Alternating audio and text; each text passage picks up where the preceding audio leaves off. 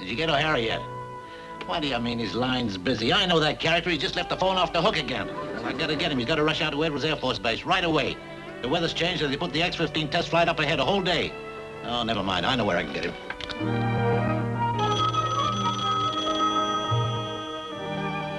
Will somebody get the phone? Hello? You're just visiting, Annabelle. Hello? Oh, good morning, Mr. Burns. Uh-huh. Yes, sir. I'll tell Tim right away. Angela, halt.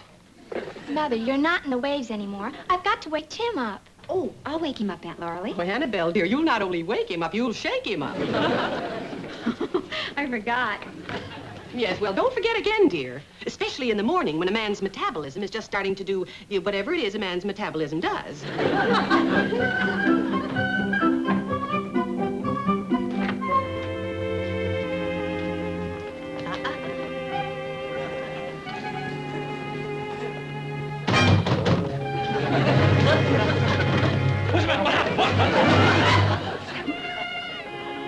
You see, girls, he's wide awake. It's best to be brutal. Tim, your editor called, and he wants you to cover the flight of the X-15. It's been moved up a day. Thanks, Angie. Annabelle. Now, that's what I was telling you girls about a man's metabolism. Tim, get dressed.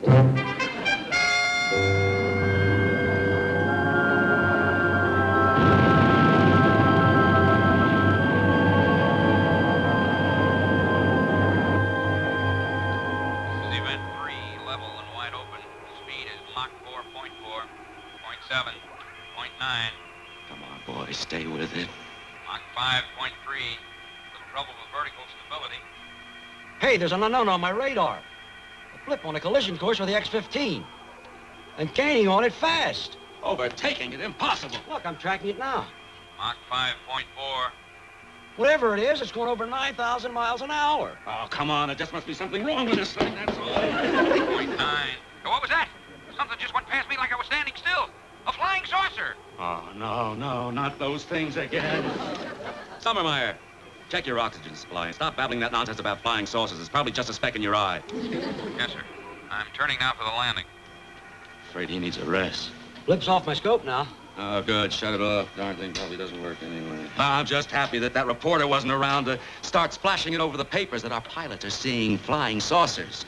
And the radar's picking up stuff that isn't even there. Maybe it was a meteorite or a piece of a satellite. Yeah, maybe.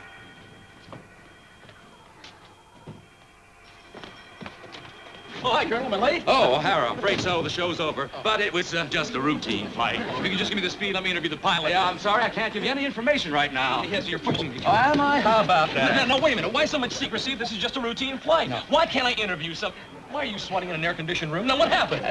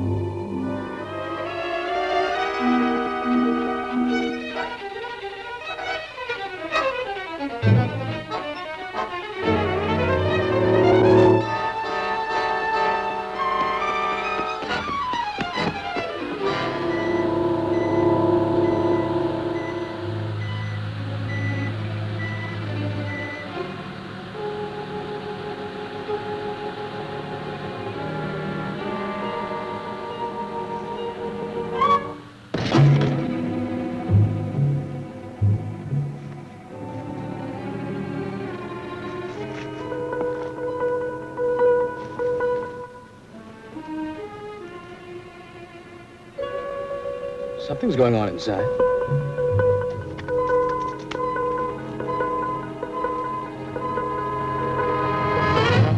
Are you through? Now, what are you waiting for me to say? Take me to your leader? Who are you? Well, I could give you some wild tale of being a Russian astronaut or the designer of an experimental spacecraft. But the plain fact of the matter is, I'm from Mars. Mars? Mars. Now, don't look so astonished. I'm a professor of anthropology from Mars, specializing in this primitive planet. Mars? I'm afraid you got hit a little harder than you think. That idiot in your antique rocket plane almost ran into me. You mean the X-15? And now I'm marooned on this backward planet until I can repair my ship. Now, hold it. You mean the X-15 almost ran into your, that thing? Precisely. It was lumbering along at barely 4,000 miles an hour.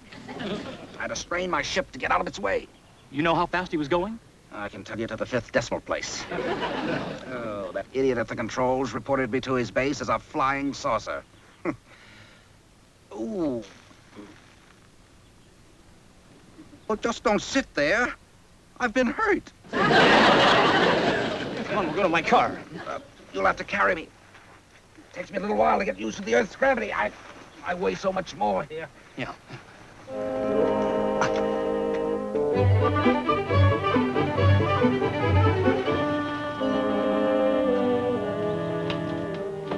Well, it isn't Mars, but it's Tone.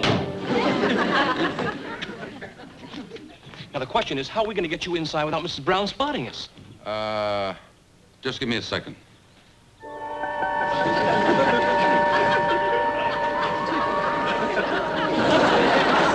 Nobody will see me now, but you'll still have to carry me in. All right, come on. How did you do that? It isn't easy. If I have to do it again in my condition, you're going to have a very sick Martian on your hands.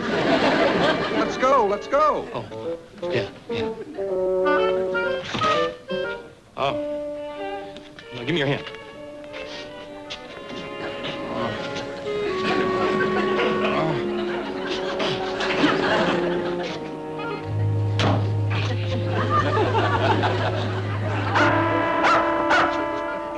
Oh, no. Scram. Beat it. Go away. I'll take care of him.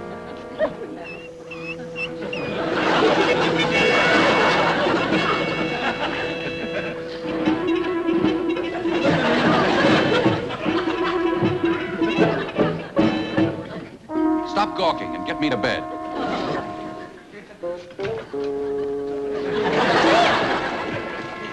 What in the world are you doing? Well, it's kind of a charade. I'm pretending I'm carrying an invisible man into the house.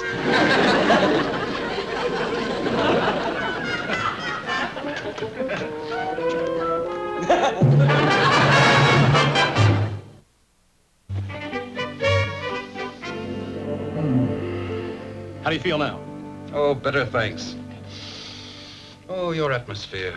So rich in oxygen. It's like breathing in a thick chocolate malted milk. Malted milk. Malted milk? How would a Martian know about that? Now, since modesty forbids my calling attention to my superior intellect, I'll confine myself to saying that I am the greatest living authority on the subject of your planet. I've visited here many times, especially in the last 150 years. 150 years? How old are you? Let's just say I'm approaching the prime of my life.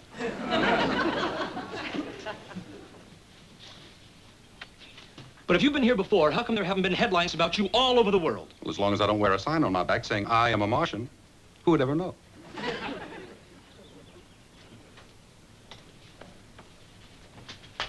And no one you met ever suspected? Not even Thomas Jefferson. And he was a fairly bright fellow. For a native, that is. You know, you Earth people are handicapped. You only use a small portion of your brain. We Martians use all of ours. I can't believe it. The trouble is, you're too intelligent to believe it. You people baffle me. So illogical. So emotional. Earth's all right for a visit, but I wouldn't want to live here. Well, you've got to live here now, whether you like it or not. I'm afraid you're stuck. Only temporarily. I'll leave as soon as I can repair my spaceship, and no one will be the wiser but you. No. You're not leaving until I get a story on this and the pictures. I'm going to get the Pulitzer Prize for this. I'm sorry, but you're not going to be able to write that story. But I've got to write it. I'm a newspaper man. You wouldn't be for long. Nobody would believe you. Pick up the phone. Call your editor. Tell him you found a real live Martian. Go ahead. But it's the truth. No. They wouldn't believe you. I'll prove it. I'll bring them here and I'll show you to them. I'll disappear. And you know I can do it. Is that how a person from a superior planet shows his gratitude? I may seem ungrateful, but I believe I know what would happen. Suppose you did win the Pulitzer Prize. You wouldn't deserve it, and you wouldn't be able to live up to it. You'd be a one-day wonder, and that's all. And you wouldn't want that, would you? Incidentally, there's a very attractive brunette walking up your steps right now. Annabelle. How'd you know that? She's thinking very warm thoughts about you. How do you know that? You mean you can read minds? Unless there's a conscious effort to shut me out. For instance, I know exactly what you're thinking about the young lady. Oops. You shut me right out. That was personal. After all, I'm only human. But just remember, I'm more than human. Now, answer the door. If there's anything I hate, it's a smart alecky Martian.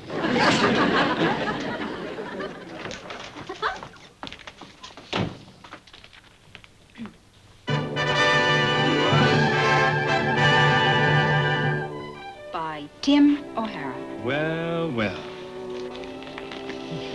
Gosh, I'm proud of you. How nice for me. Excuse me for butting into your thoughts again, but you're about to have visitors.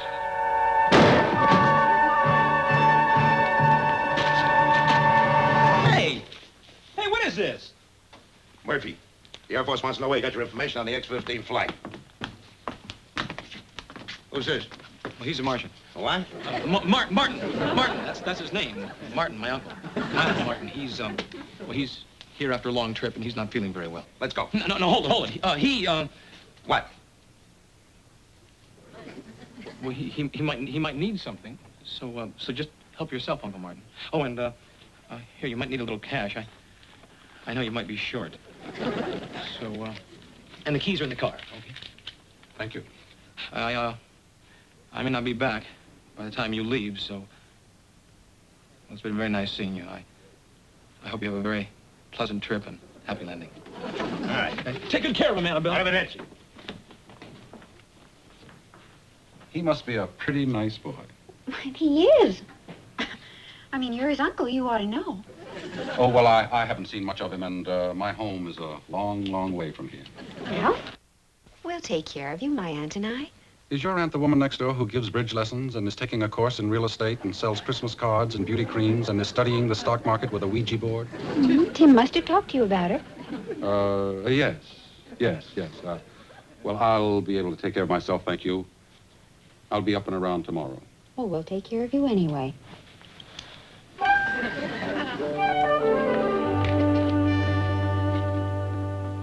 I said no interruptions until I call you back. I don't care who it is, nobody at all.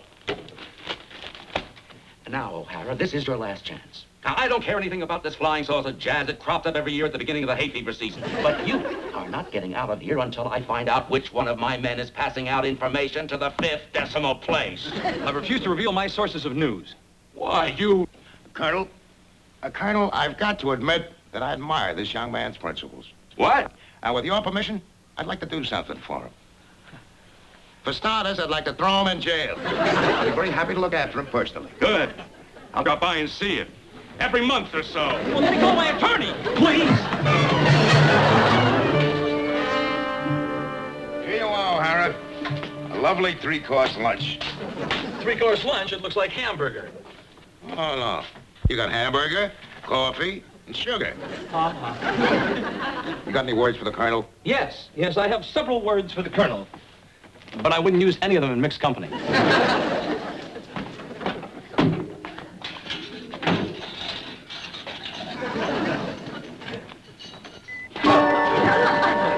Murphy stole your pickle.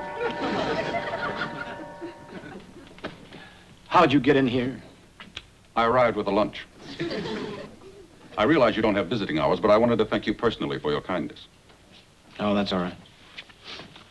You're in a lot of trouble because of me, aren't you? Well, I'll live through it.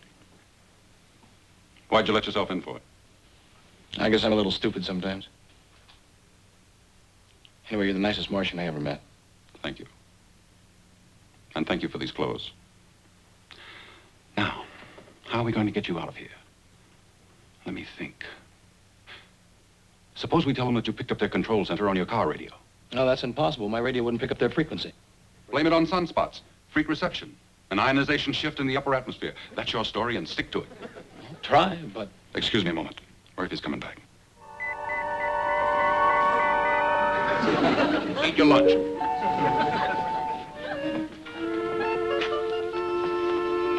Excuse me. Who are you talking to in there? One of my favorite people. Myself. I heard two different voices.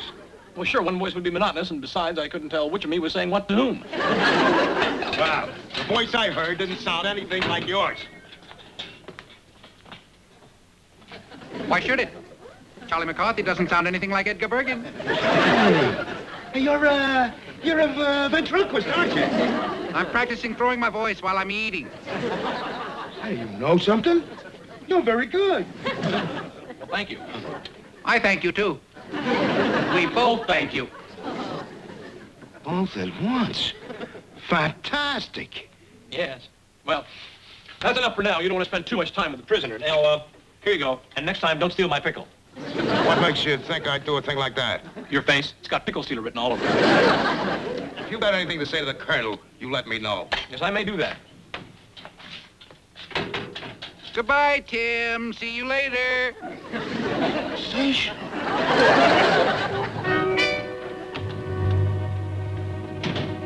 Now remember, Colonel, it might have been a freak thing that made the car radio pick up the control center that day. I say it's impossible, and I'm calling your bluff. Yeah, well, You're back. yes, it might have been sunspots or upper atmosphere ionization or something like that. Well, maybe it's a holiday for sunspots. Later, Annabelle, later.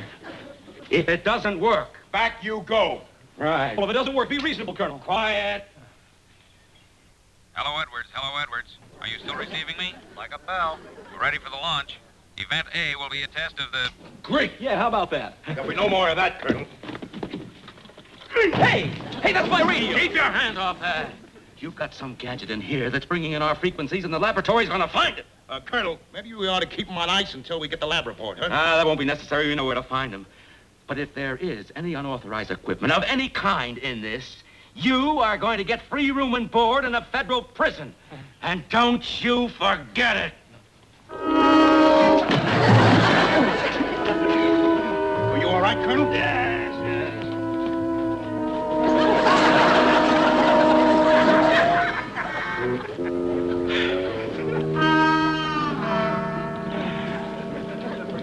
Oh, we got all of it, Colonel. The laboratory technicians will find out exactly how this could happen. Somehow I doubt it.